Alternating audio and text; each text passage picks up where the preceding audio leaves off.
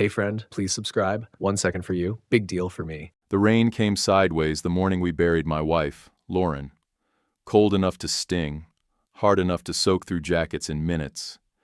I held the twins' hands while the pastor tried to say something gentle about brain cancer, like you could wrap that kind of monster in scripture. Nora kept asking where Mommy was. Ben just wanted to go home. They were 3. They didn't get eternal rest. They got Mommy's gone and the back seat of a rented car that smelled like funeral flowers. Right before we dive in, tell us in the comments where you're watching from. Let's check which parts of the world are with us today. Thanks. And now the story. The cemetery cleared out fast. People said things they didn't mean. Call me anytime. She was so strong. You're not alone. And left before their umbrellas flipped inside out. I didn't cry. Couldn't. Not while holding 2 kids who still believed hugs could fix things. We were staying at Lauren's parents' house, Richard and Margaret's place in Lancaster, Ohio. That's where the twins had their beds, their stuffed bears, the cereal Lauren used to buy on sale. We'd been there for months. When we pulled up, I noticed the new lock right away. Brass, shiny, like it was proud of itself. I'd replaced the old one myself in July when it jammed. This wasn't it. Still, I tried the key. Nothing. I knocked once. Then again, harder. My sleeve dripped onto the welcome mat. The porch light clicked on like it wanted a better look. Margaret opened the door on a chain I'd never seen in my life. Her face was powdered, lipstick fresh, like she'd had somewhere better to be. Tiffany needs the front rooms for her bridal studio, she said, like I'd interrupted a business call. Tiffany, Lauren's younger sister, a woman with a $1,000 smile and a $2 conscience. I stared at Margaret. We just buried Lauren. Today, Richard stepped in behind her. Adrian, you're 30. You'll figure it out. We're done bleeding cash. Then the door shut on my wife's funeral day. Ben said, Daddy, you forgot the key. Nora started crying. My phone was dead, naturally. I'd spent all morning fielding condolences, juggling toddlers, and trying to keep Nora from climbing onto a headstone marked Gwendolyn. We sat in the back seat of my 10-year-old sedan, windows fogging up, Nora sobbing so hard her shoulders shook. I could feel water squishing in my socks. Then I saw Tiffany pull up. Big SUV, garment rack hanging out the back, some music I didn't recognize blaring from the speakers. She waved her phone at the door. Richard opened it in seconds. No chain this time. She got a hug. I turned the ignition. Drove straight to the diner off Route 62. Lauren and I used to split pie there on Tuesdays. Cheap night, but we liked the way Donna always gave us extra whipped cream. She was still working. She saw us and didn't ask questions. Sit, she said, and brought the twins warm milk without a word. Coffee for me. When I told her what happened, she muttered something ugly and disappeared into the back. The manager, Tom, a quiet guy with a limp, came out 5 minutes later with a motel voucher and said, Don't argue. Donna slipped $80 into my palm when we left. Groceries. Don't be proud.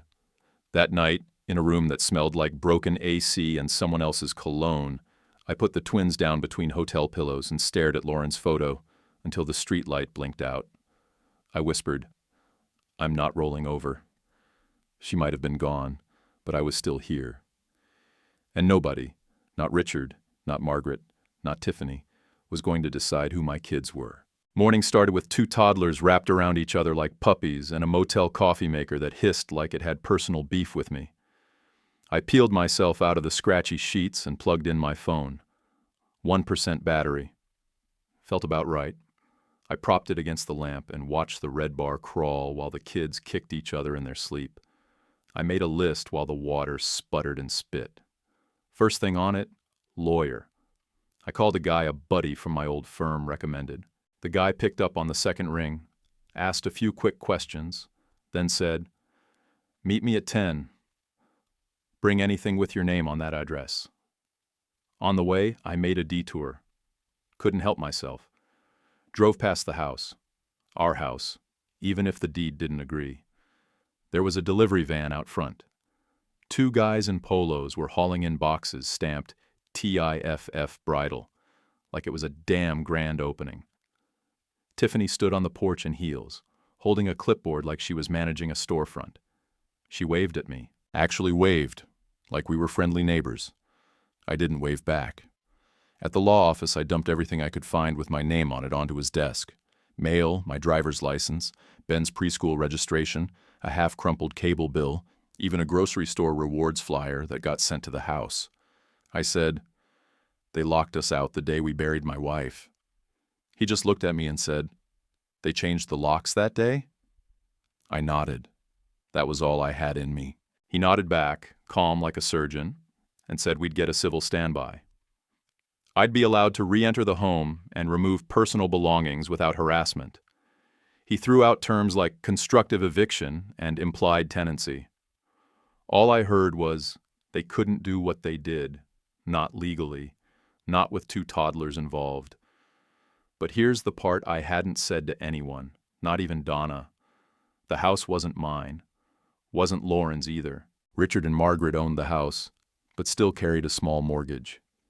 We'd moved in at 27 when the twins showed up 10 weeks early, and our savings went to an ambulance ride and a NICU stay. The deal was handshake simple. Help cover their mortgage, keep the place maintained, save for our own home in a few years. I paid the electric, the gas, internet, trash pickup, groceries, and half the monthly mortgage through Zelle. I mowed the lawn, fixed the leaky fridge, repaired the basement steps, and when Lauren got sick, every bit of our savings turned into copays, prescriptions, medical equipment, and Uber rides to the cancer center on days she couldn't stand upright. They still called it rescuing us. By noon, a patrol car rolled up slow and quiet to the curb outside the house. The officer was polite but firm, the kind you could tell was used to keeping things calm without taking sides. He explained the law, said I had the right to enter and collect my property, and told Margaret to keep it civil. Margaret didn't argue, but her mouth tightened so hard it looked painful. Inside, it was like a wedding magazine exploded. Rosy beige walls, used to be blue-gray, Lauren's favorite. White curtains where we'd had blackout panels for naps. Silk peonies in vases. Mirrors leaned against every flat surface. It didn't feel like a home. It felt like a showroom with no soul. Our room, what used to be our room, was gone. Ben's dinosaur sheets were stuffed into a black trash bag outside the bathroom. "This is disruptive," Tiffany said, arms crossed like I'd shown up with a wrecking ball. "You're using a grieving mother's room to sell chiffon," I shot back. She blinked but didn't flinch, like I was just noise now. I went straight to boxing the real stuff, the things the twins would remember, Lauren's sketchbooks, our family photo albums, crayon drawings taped to the side of the old dresser, Ben's favorite bedtime book with a ripped spine, Nora's stuffed hippo with one eye missing. Richard hovered in the hallway, muttering under his breath about carrying you people for years. I kept my mouth shut. The cop was still in the living room. I wasn't about to blow my chance at a clean exit. In the closet, I found Lauren's laptop. Almost missed it. It was tucked behind a stack of bridal catalogs like an afterthought. The cord was still wrapped neatly like she'd meant to open it again. Back at the motel, once the kids were asleep, I cracked it open. The desktop was a mess of files, but one folder stood out. LSH. My stomach twisted. Inside were notes, diagrams, vendor intake forms, a rough logo with a tagline she must have written at 3 a.m. Laura safe home, real work. Fair people. She'd been building something. A place where homeowners, contractors, and designers could connect without getting fleeced. Where you could see photos, reviews, prices, no slick sales talk, just real info. She used to say it all the time, like a mantra. People get ripped off because they don't know who to trust. Turns out, while I was worried about zoning setbacks and city permits, she was sketching something better, something smarter, something people actually needed. Every margin had notes in her handwriting. Don't overbuild this. Let people rate bad jobs. If they screw someone, take them off. No warnings. I sat there at the desk with the twins snoring behind me and read until my eyes burned. I could hear her voice like she was still next to me. Keep it simple. Make it honest. She didn't get to finish it. but I could. I sat at the chipped desk in the motel for 2 more hours, flipping through Lauren's folder, memorizing her notes like a script. The next morning, Donna showed up again, this time with a list of apartments. I made some calls. No deposits, month to month. You'll have to stretch. She patted my arm. But it's clean. 2 bedrooms. Close to a bus line, I signed the lease that afternoon. We moved in with 5 boxes and a basket of groceries. The twins picked the room with the corner window and claimed it like royalty. 3 days later, I booked the community room downstairs. It smelled like lemon cleaner and retirement, and the folding chairs were every shade of beige. But it had a TV with an HDMI port, and that's all I needed. I brought Lauren's laptop and a backpack full of loose paper. There were 12 people, maybe 13 if you count the lady napping in the corner with her dog in her lap. Most of them I'd seen in the parking lot. Retirees, a nurse with dark circles under her eyes, a handyman with a sling on his arm, and a couple of guys who looked like they'd been laid off more than once. I stood in front of them, cleared my throat, and said, "I need help making Lauren's idea real." I clicked into her wireframes and mirrored the screen to the TV. The layout was rough, boxes, labels, placeholder text, but the idea was sharp. Laura Safe Home, LSH for short. It's a site that connects homeowners and trades without the middleman bull. No pay-to-play ads, no spam leads, no shady fees. You search by zip code, get real verified professionals, upfront pricing snapshots, job photos, and phone numbers. And if someone screws up, they're off. No second chances, they stared, blank at first. Then Cal, the handyman with the busted shoulder, scratched his beard and said, "My cousin knows plumbers who'd kill for steady work without paying some lead mill." The night nurse, Shannon, leaned forward. "My aunt paid $3,000 for a deck last spring." The guy skipped town halfway through. "This would have saved her," she said. I nodded. That's the point. Honest work. No fluff. No crooks. Someone passed around a chipped ceramic bowl. Someone else's idea, not mine, and folks started dropping in what they could. Crumpled bills, singles, a few 20s, a Subway gift card, a roll of quarters from the lady with the dog. She apologized 3 times. By the end of the hour, we had $8,420 and a list of names. Welders, drywall guys, painters, 2 electricians, and 1 landscaping crew who do odd jobs if they could stop chasing shady leads. I walked back upstairs shaking, not from nerves, but because for the first time in months, I had something real in my hands. The next morning, I called my old firm. I told them I was looking for freelance permit work. Something small. My old boss, Gary, said, "Take your time, Adrian." "Glad to hear your voice." Then he sent over a contract that shaved my rate by 30%. I signed anyway.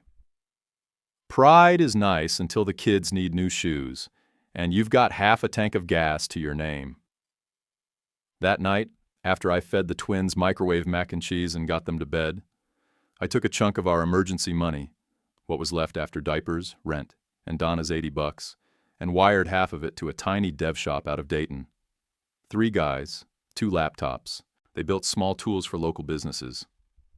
I didn't want fancy, I wanted honest. I said, "Keep it simple. No flashy templates, just working code and clean forms." They asked what to call it. I said, "Laura Safe Home." They didn't ask who Laura was. I slapped Lauren's initials in the footer and never explained it. A week later, Tiffany posted a photo on Instagram. "Tiff Bridal Grand Opening." Tagged with our old address, standing in the same room where we used to read bedtime stories to Ben and Nora. She'd hung gold curtains. The caption said, "Started from nothing." Now look, I didn't respond. I bookmarked it. 2 weeks in, the devs sent me a demo link. It was ugly, clunky, looked like a classified ad got married to a spreadsheet. But it worked. You could enter a zip code, see 3 verified pros, read reviews, message them directly, and book. No logins, no upsells. That night, Cal knocked on our apartment door and handed me a slip of paper. "Got someone for you. Name's Ray. Carves wood like butter. Burned through 3 GCs who forgot to pay him." I met Ray at the diner the next morning. He ordered eggs and didn't look up much. Said, "If this keeps my calendar full and I don't gotta chase checks, I'm in." I built a basic intake form for pros, manually called every reference after the twins went down, and drove to job sites during naps to take before and after photos. My car smelled like juice boxes and drywall dust. Within a month, we had 18 trades signed up, 7 jobs posted, 4 completed, and not one person got burned. That was the first time I felt like I wasn't just surviving. I was building something Lauren had started, and maybe, just maybe, something the twins could point to one day and say, "That's ours." The platform was clunky but alive. Ray had 3 jobs in the pipeline. Cal had signed on 3 more trades, and I finally felt like the wheels were starting to grip the road. That's when the call came. Blocked number. I should have ignored it, but I picked up out of habit. "Adrian, it's Richard." His voice was too calm, too measured.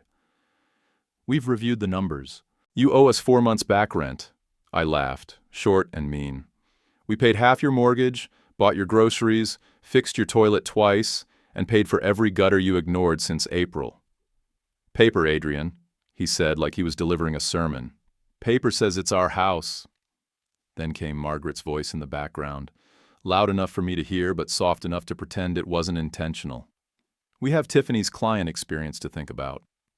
His presence was bad energy. "The studio needs peace." "I have a lawyer now," I said, cutting through them both. Margaret actually laughed. "Oh, Adrian, that's adorable." "What's next? A restraining order?" I hung up. 2 days later, a guy in khakis and a shirt with buttons shinier than my car tires knocked on my apartment door. He introduced himself as a family resolution consultant. Said he had a document for me to sign. Just a simple release. "You agree to never claim any legal interest in the property, and in exchange, they gift you $1,000. A gesture of goodwill. Really? I stared at him long enough that even he started shifting on his heels. "My wife died in that house," I said, voice low. "My kids slept in those rooms." "I understand emotions are high," he said, holding out the pen. I closed the door. Didn't slam it, just shut it firm enough to send a message without waking Ben and Nora from their naps. I opened my phone, pulled up Tiffany's Instagram again. More photos, soft lighting, silk curtains, champagne flutes on a table where Lauren and I used to fold laundry. I typed out 3 different responses, deleted them all. Then I snapped a photo of Ben and Nora's new room, bunk beds, a shelf of Lauren's sketchbooks, that same stuffed hippo. I captioned it, "They're fine." Then I hit send and didn't look back. 2 nights later, I met the dev team in person. We picked a cheap coffee place near the bus station with wobbly chairs and a chalkboard menu where the E was backwards. The lead guy, Jamal, had a flip notebook and a cracked screen on his laptop. We mapped out the next version of the platform and locked in a timeline, 11 weeks to launch. That same week, a woman from church named Margot pulled me aside after service. Mid-40s, wore reading glasses on a beaded chain, ran books for a few small businesses. "I heard you're doing something new. I can help set up the paperwork so you don't mix business and personal. Trust me, you'll thank me when taxes hit." She offered to file the LLC herself, just asked me to cover the state fees. I said yes before she finished her sentence. We called it LSH Connect, LLC. The paperwork went through in 4 days. A day later, Gary, my old boss, called again. This time, casual, friendly, too friendly. "Just checking in. Sounds like you've got something cooking."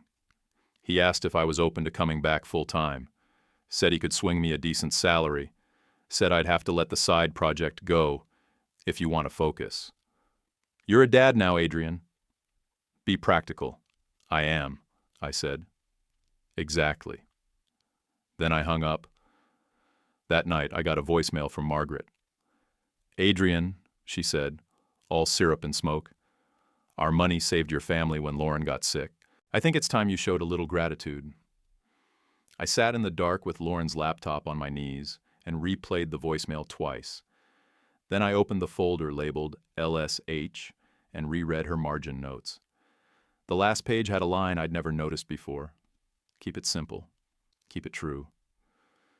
Gratitude didn't mean groveling. It meant finishing what she started. So I got to work. I rewrote the homepage copy myself. Lauren had sketched a rough tagline, real work, fair people, and I kept it. I added a submission form for homeowners and a verification process for pros. I pulled late nights sitting on the floor with my back against the door, twins asleep on the couch, clicking through databases to cross-reference licenses.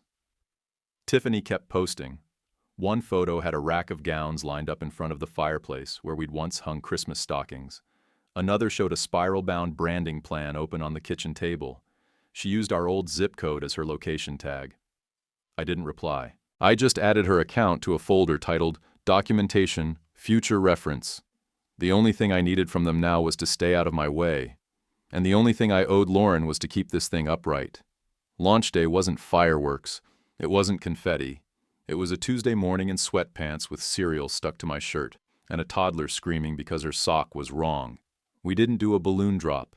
We didn't even have a website banner. What we did have was a clean link, a working product, and Ray standing in front of a half-built porch saying, "Finally getting paid on time? Tell your cousin." I posted it on the local neighborhood board with one line, "Real work. Fair people. LSH is live." That first day, 117 users signed up, mostly homeowners, a few pros. By the end of the week, we had 1,940 accounts, and my phone couldn't stop buzzing. The thing would light up at midnight, 2 a.m., again at 4 a.m. I'd put it in the bathroom just to get sleep and still wake up to Nora poking my face saying, "Daddy, your phone is dancing again." I spent the next 2 weeks doing support from the living room floor. Kids shows humming in the background, one headphone in. Nora asking if she could help Daddy with houses. I let her click the submit button on the good reviews. She took it seriously. We built a basic rating system. 3 straight good jobs and you got a trusted badge. Screw up once, lie, skip, bait, and switch, and you were off the platform. No warnings, no second chances. Lauren didn't believe in soft landings for liars. Neither did I. By the 3rd week, I caught Tiffany's latest reel. "Build your dream day," it said. Background music swelled like a Disney ad. The video opened with a staircase.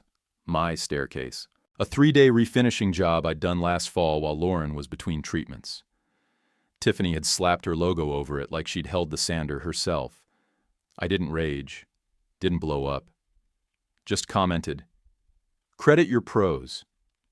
Within the hour, brides were in the comments asking who did the woodwork. Ray's phone blew up before lunchtime. He called me laughing. "She really thought no one would notice," he said. "It's your finish, man. Ain't no one else leaves the risers that clean." The platform hit 7,200 users by the end of the month. The map started to light up. Not just local traffic anymore. People from neighboring counties were finding it. Word was spreading the old way. Text threads, backyard convos, a neighbor leaning over a fence going, "Hey, there's this thing you should try." One night I got a message from a guy named Hank. Said he was a retired inspector, used to work for the city. Offered to verify permits and safety compliance on major jobs for a flat fee. "I'm old and I'm picky," he wrote. "Exactly what you need." I hired him before he finished typing. The next day, Richard texted me a photo of a water bill. Under it he wrote, "Send $400 by Friday." I replied with a screenshot of the attorney's email regarding our pending civil claim. Didn't add a single word. He didn't text back. Later that week, I got an email from a regional hardware chain. Nothing fancy, just a local branch of a Midwest supplier with blue aprons and a bad logo. They asked if we'd consider a modest sponsorship if we featured their tool rental link inside the booking flow. I said, "We'll test it in 2 zip codes. No handshakes, no contracts, no promises, just a test." That Sunday, I dressed the kids and drove them out to the cemetery. We brought Lauren's favorite flowers, tiger lilies. Ben insisted on carrying them himself, and got mud on his knees kneeling to fix the ones from last time. The grass was damp but clean, windy but not sharp. I set my hand on the stone, cold, smooth, familiar. "It's working," I told her. I didn't say, "I wish you could see it." I say that every day. It hangs in the air between brushing Nora's hair and packing lunch bags and sorting spam reviews from real ones. She sees it somehow. I believe that. On the way back, we stopped for drive-through fries and Ben spilled his juice box in the back seat. Nora called it grape flood emergency. I turned the radio up just loud enough to drown my thoughts, but not the sound of their voices. At home, I sat down and looked at the site metrics. 47 completed jobs, 83 homeowners waiting to be matched, 17 pros on a waiting list pending background checks and license verification. I called Ray to ask if he knew a second carpenter. He said, "You giving out magic hammers or what?" I said, "Nope, just not screwing people." Later that night, I sat in the dark with my laptop, writing up an onboarding doc for new pros. Nothing long, just 3 rules. 1, be honest. 2, do good work. 3, don't test the third chance. You don't get one. I sent it to Hank to review. He replied, "That third line's going on a t-shirt." We weren't fancy, we weren't funded, but the jobs were getting done, and the trusted badge meant something already. I was sorting reviews and prepping the second onboarding batch when the message came through the platform inbox. Short, shaky, and pissed. LSH referred a landscaper who took my deposit and never came back. "I'm a widow. I live on Brookfield." "This isn't what you promised." I sat there staring at it, cold rising under my collarbone. I didn't even hesitate. I forwarded it to Hank, grabbed my keys, and texted him. "Meet me at 917 Brookfield." Now the woman was named Mrs. Keating.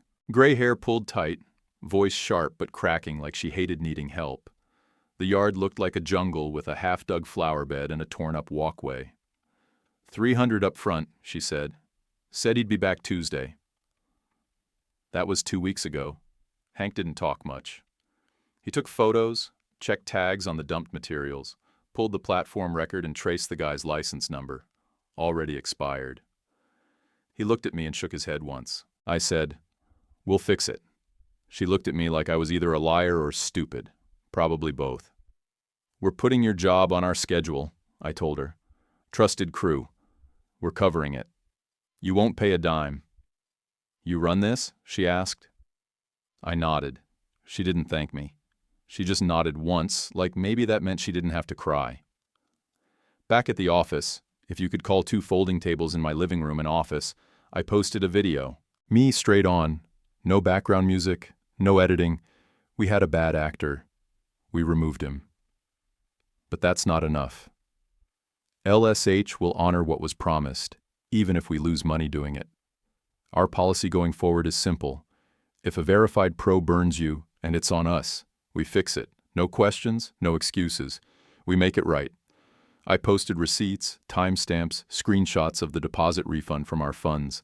I expected silence. I got shares.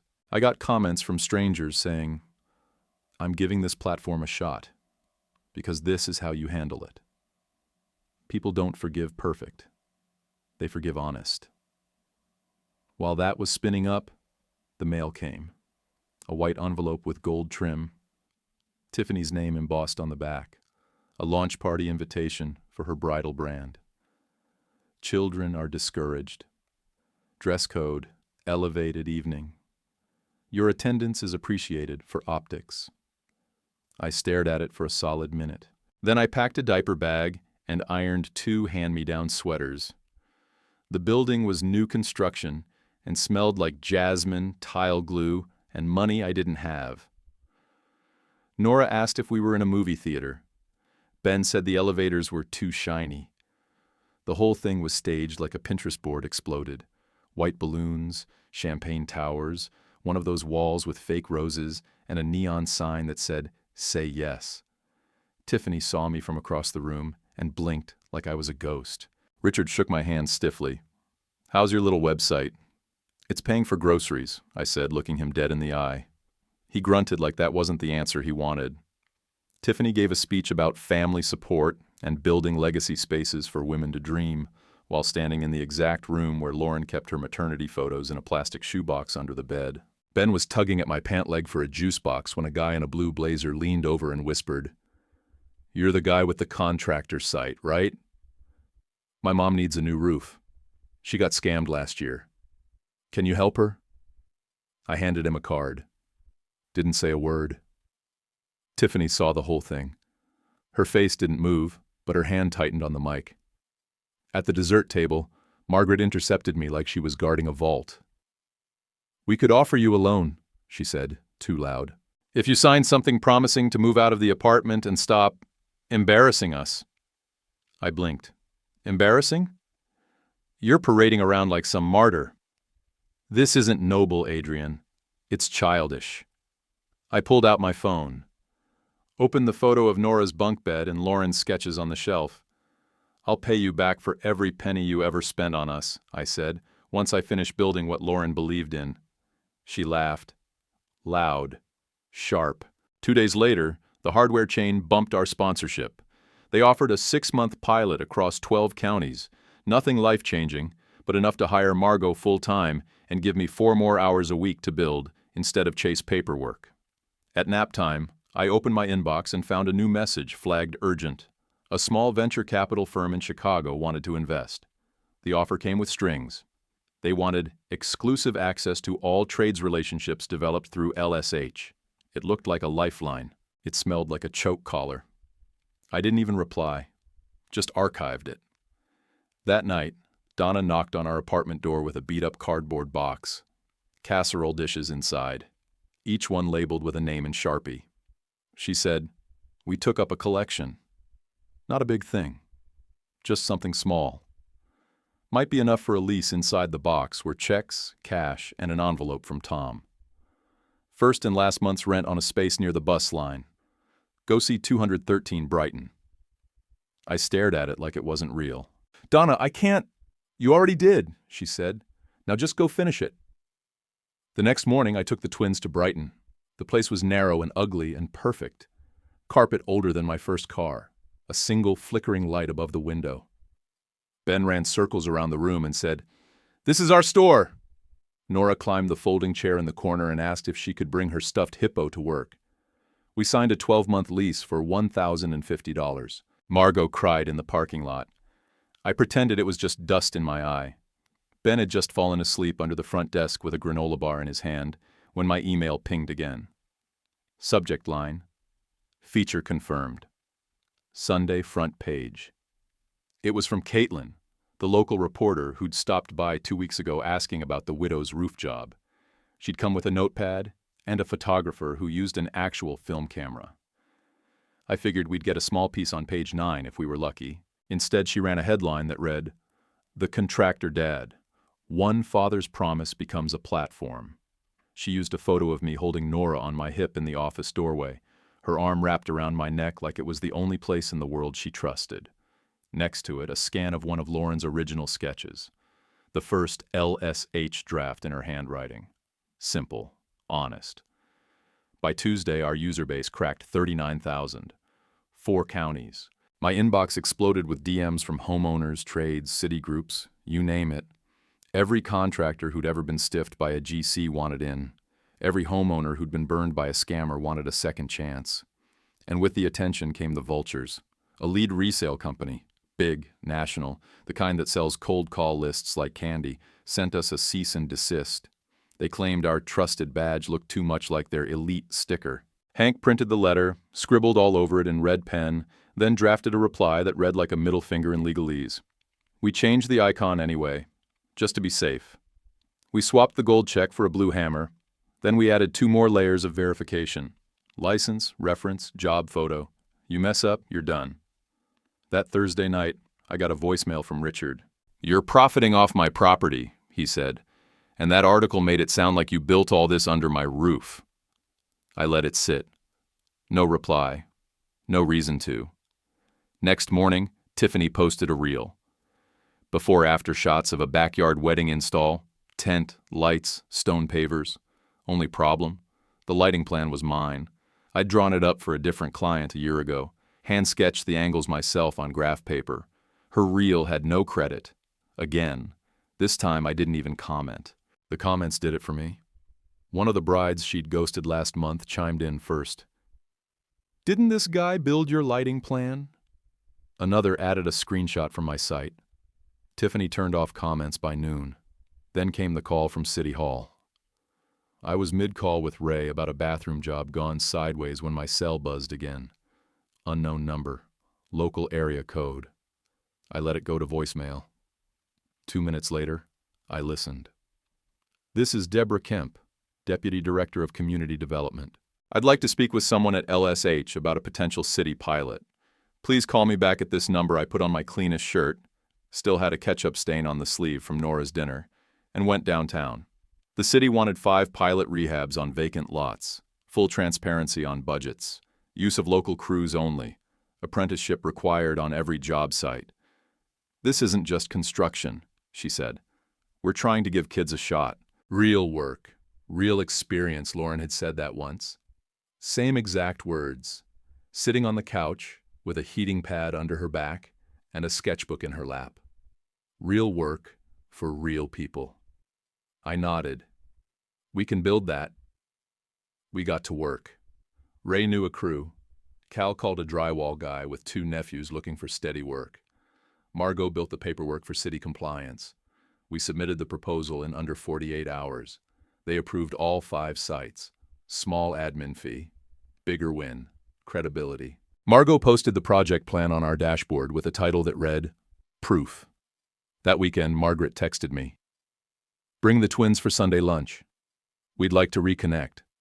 I stared at it for a second. "We'll meet in a neutral spot," I wrote back. She replied, "You're ungrateful." I typed, "I'm busy." Then I put the phone on silent.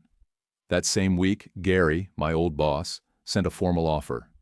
Subject line, "Be practical. Full-time senior associate, health insurance, steady pay." The body of the email ended with, "This startup thing is noble, but it's probably just a phase. Let's get you back where you belong." I printed the offer, thumbtacked it to the office corkboard, and labeled the board, "Fuel." When the site crashed from traffic 2 days later, Jamal pointed at the paper and said, "You want me to send him a screenshot of this error page or what?" We laughed.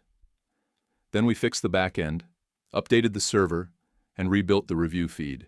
On Friday, we passed 82,000 users. No champagne, no announcement, just a cheap pizza, 3 folding chairs, and Ben falling asleep with a slice in his hand and grease on his forehead. The sign had been up for 3 weeks. Nothing flashy, just white vinyl letters on the window. LSH Connect, real work, fair people, simple, honest. So when I got the envelope from the City Office of Preservation and Zoning, I thought maybe it was about permit updates for one of the rehab lots. Nope. Inside was a formal complaint filed against us. Filed by Tiffany. She claimed our signage violated historic district visual harmony and included photos of the window, the logo, and a paragraph she clearly didn't write herself about preserving neighborhood charm. I set the paper down, leaned back, and let out a slow breath. The next morning, a volunteer from the local council called my cell directly. Said his name was Tomas. "She's trying to jam you," he said. "We all know it. She pulled the same thing when the bike co-op added a chalkboard out front." I asked, "Are we in violation?" "Not even close. Your sign is legal, code 4.3b. You're within size, color, and material limits. She's just making noise." The hearing was public. Small room with scuffed tile floors and a mic that squealed every 10 minutes. I wore my clean shirt again. Still had that damn ketchup stain. Tiffany showed up in a cream pantsuit like she was accepting an award. She brought a folder of photos, quoted from the city code, and argued that our logo disrupted the visual continuity of the block. Then came the public comment section. A woman stood up, blonde hair, tight bun, mid-40s. Said her name was Jeanette. Said LSH helped her replace a broken garage door after 2 contractors ghosted her. Then a guy in paint-splattered boots stood up and said, "I was out of work for 6 months until LSH put my number in front of people. I feed my kid with that money now. They just kept coming. 10 of them, customers, workers, even Hank. When the council voted, it wasn't close. 5-1. We could keep the sign. I walked out without looking back. Tiffany didn't say a word. The funny part? I never mentioned her name. Not once, not in public, not online. Didn't have to. Because while I kept my mouth shut, a wedding vendor forum picked up her habit of borrowing work for her reels. They dragged her themselves. Photographers called her out for uncredited edits. Florists showed timestamps proving their arrangements were used in mock shoots without permission. I didn't comment. I didn't like a single post. I just kept a folder, screenshots, dates, source names, paper first, posts never. Margot called it the vault. Jamal called it insurance. I didn't label it anything, just saved everything to a drive and got back to work. Then, during a late lunch at my desk, half a turkey sandwich, cold coffee, I saw the foreclosure notice in the public records feed. Richard and Margaret's address, default, missed payments, 2 months behind, Tiffany's slow season. I said nothing, just sat there, rereading it until the edges of the screen blurred. Margot looked over her glasses and said, "This is an opportunity." I said, "It's also a trap." She nodded. "That's why we do it clean." We filed paperwork for a new holding company that afternoon. Name, Sunfield Row, LLC. Purpose, investment and rehabilitation of distressed residential properties. Owner, not me, technically. A manager would handle communications. Mail would go through a P.O. box 2 towns over. The first asset we marked for monitoring was Richard and Margaret's house. Not out of spite. Out of a plan I didn't have the words to explain out loud. I called a real estate attorney. Different guy than the eviction lawyer. He talked through process and timing, how to place a quiet bid, how to transfer title cleanly once it hit auction, how to take possession subject to occupants, then offer cash for keys. He asked if I wanted to set up a management layer for anonymity. I said yes. Then I went home. That night, after the twins finished their spaghetti and wiped tomato sauce on the couch cushions, I pulled out the big drawing paper. "Let's draw our house," I said. Ben drew a blue door with a giant T-Rex standing in front of it. Nora drew a tree swing with sparkles that were actually jelly bean-shaped stars. They asked if we could live there someday. I said, maybe. I didn't tell them why my throat locked up. Didn't tell them what house I was thinking of. Didn't tell them that I was about to buy the place someone else once locked us out of. I just taped their drawings to the fridge and got ready for what came next. The rehab pilot wrapped on a gray Tuesday with cheap donuts, lukewarm coffee, and 5 ribbon cuttings in 5 zip codes. Each house came in on budget. Every crew finished on time. Apprentices placed, paperwork filed, no drama. The local paper ran a write-up. 5 families, 5 fixes, 1 platform changing the game. They included a shot of the kids holding clipboards next to Ray and Hank, and stuck Lauren's initials in the bottom corner of the article graphic. Small enough most wouldn't notice, but I did.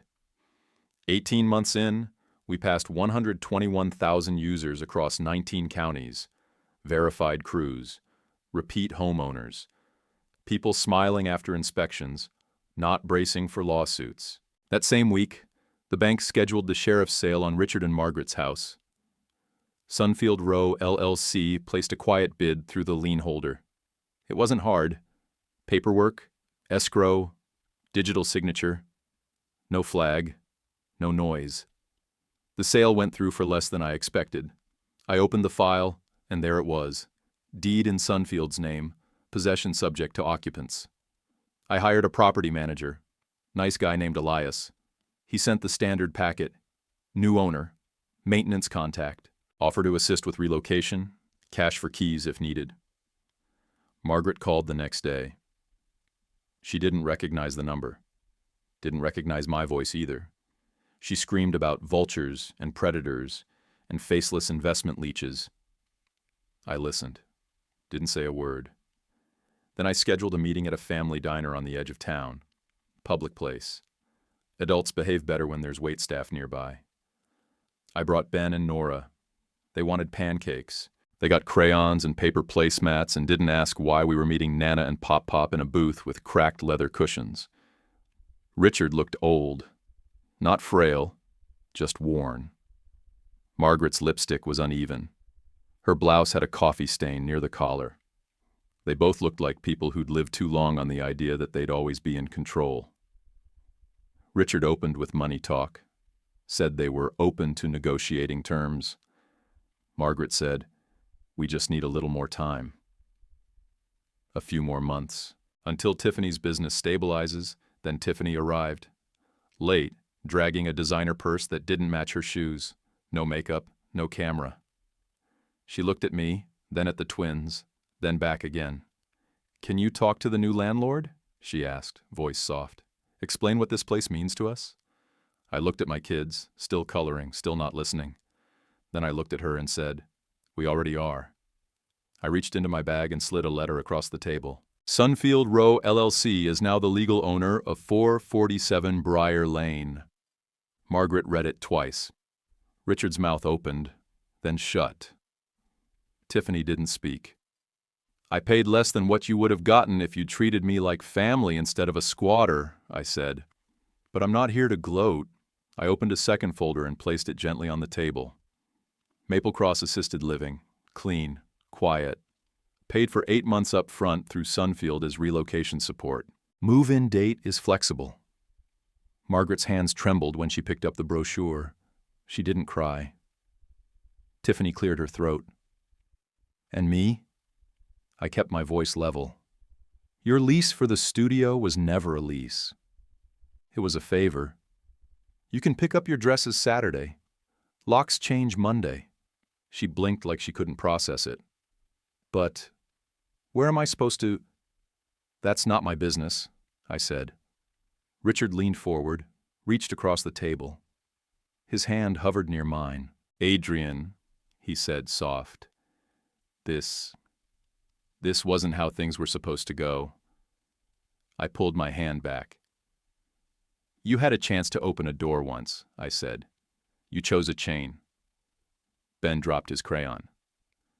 Nora asked if she could have whipped cream on her pancake. I paid the bill and walked them out while Richard and Margaret sat silent in a booth that wasn't theirs anymore. And for the first time since Lauren's funeral, the weight on my chest felt like it wasn't mine to carry anymore. 3 years after Lauren's funeral, word got around fast but not loud. No front-page headlines, no parades, just a clean process. The property manager handled the move-out. Keys in an envelope. Curtains folded, not torn. No confrontation, no cameras. I kept the twins on their routine. School drop-offs, lunch boxes, bedtime stories like clockwork. Margaret called Maple Cross home now. She left 2 voicemails. The first was half an apology wrapped in a history lesson about how they were only trying to protect what was theirs. The second message had no words, just breathing, then sobbing, then the beep. I didn't call back. I didn't hate her, but I wasn't there to fix her. Tiffany posted a story 2 weeks later, a single slide, starting over. 1 step at a time, no hashtags, no tears, just softer than usual. I sent her a text with a list of 5 storefronts that take month-to-month leases. One was across from the laundromat where I used to sketch permit layouts on napkins. She never replied. The house took 2 weeks to prep. We kept the bones. Original wood, crown molding, the crack in the hallway tile Lauren always tripped on. Fresh paint, safe steps, decent lighting. I stood in the upstairs hallway one night with the windows open and the air still, remembering how quiet we used to tiptoe during nap time.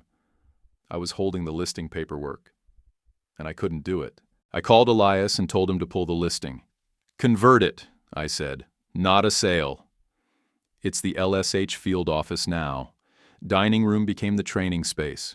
Garage turned into a tool library. Donated drills, ladders, voltage testers with frayed cords. We rewired ourselves. Hank set up shop at the kitchen table and taught apprentices how to read permits without getting scammed. Ray walked them through how to hang a door that wouldn't scrape in summer heat. We framed Lauren's first LSH sketch in the front room, where the light came in strongest after lunch. By year 3, we crossed 410,000 users. 4 states, slow expansion. We were brutal about who we let in. meaner about who we kicked out. I didn't care about pretty profiles. I cared about clean work and real results. Donna and Tom came to the ribbon cutting. Donna wore lipstick for the first time in a year and carried a thermos of coffee with both hands like it was armor. When I gave her the plaque, "When we needed a door, you opened one," she covered her mouth and turned away. Tom just said, "She's proud of you." That's all. On a Saturday in May, I took Ben and Nora to the paint store. We let them pick. They chose the loudest, brightest, most ridiculous blue on the wall. The clerk laughed when I said, "Yeah, that one." We painted the front door together. Nora got it in her hair. Ben tracked a footprint onto the driveway. We ate pizza on the porch steps and let it dry in the sun. A neighbor walked by with a stroller and said, "Looks better on you." I just nodded. No speeches. Just work. That night, after pajamas and brushing teeth and a meltdown over the wrong storybook, I tucked them in. Ben asked, "Why'd we paint the door blue?" I said, "Because it's ours now." Nora whispered, "Did Mommy see it?" I kissed her forehead. Everything good here started with her. Later, when the lights were off, and the only sound in the house was the hum of the fridge and the soft breaths of 2 sleeping kids, I sat alone in the living room. The quiet didn't hurt anymore. It felt earned. I didn't win big. I didn't get rich.